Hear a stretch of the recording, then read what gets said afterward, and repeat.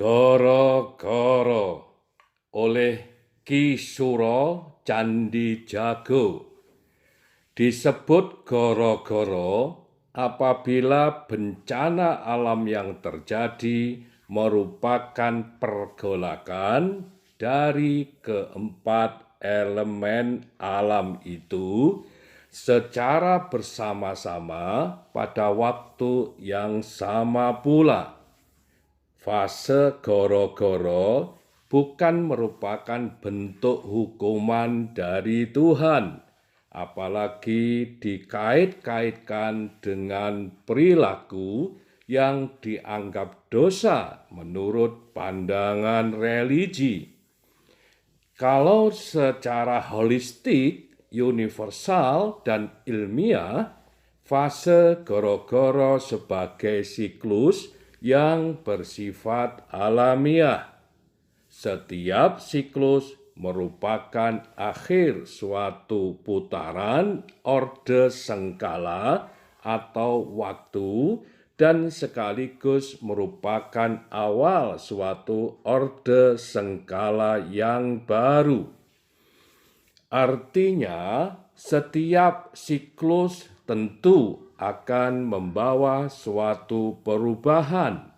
Itu terjadi dan berlangsung terus-menerus sebagai sebuah dinamika kehidupan di planet bumi ini. Memahami datangnya fase goro-goro artinya suatu perubahan akan atau sedang terjadi. Perubahan yang berhubungan dengan tatanan kehidupan manusia. Sedangkan pemicunya adalah adanya mekanisme alam untuk mengkoreksi tata keseimbangan kosmos yang telah mengalami pergeseran karena perjalanan waktu maupun rusaknya tata keseimbangan alam akibat ulah manusia, misalnya kerusakan lingkungan alam. Jika alam semesta ini diumpamakan sebagai seismograf, neraca, atau kompas, maka secara berkala perlu dilakukan kalibrasi ulang agar dapat bekerja secara akurat lagi. Demikian pula dengan sistem tata hukum keseimbangan alam ini.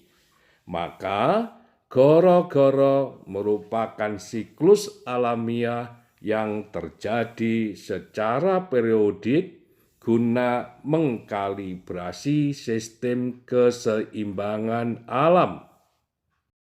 Untuk itu, setiap fase goro-goro di dalamnya terjadi mekanisme seleksi alam.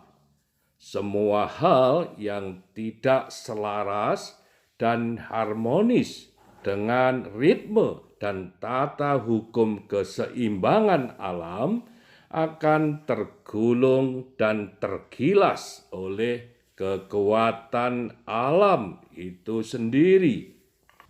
Secara awam, orang pada umumnya merasakan dan melihat hukum karma berlangsung secara cepat dan spontan, atau populer disebut sebagai karma yang terjadi secara instan atau instan karma. Kebobrokan akan menuai kehancuran, kebohongan, dan tipu daya segera terbongkar. Kepalsuan menuai penderitaan dan kesengsaraan. Orang-orang oportunis akan berbalik menjadi pengemis, tukang fitnah, dan suka memutar balik fakta akan terjungkal oleh ulahnya sendiri. Sing salah mesti seleh. Semua pihak, perseorangan maupun organisasi yang secara terang-terangan maupun terselubung hendak merusak integritas bangsa, negara, dan rakyat pasti terhempas oleh ulahnya sendiri, karena mereka bukan sekedar berhadapan dengan hukum positif buatan manusia, lebih dari itu tindakannya berseberangan dengan hukum alam.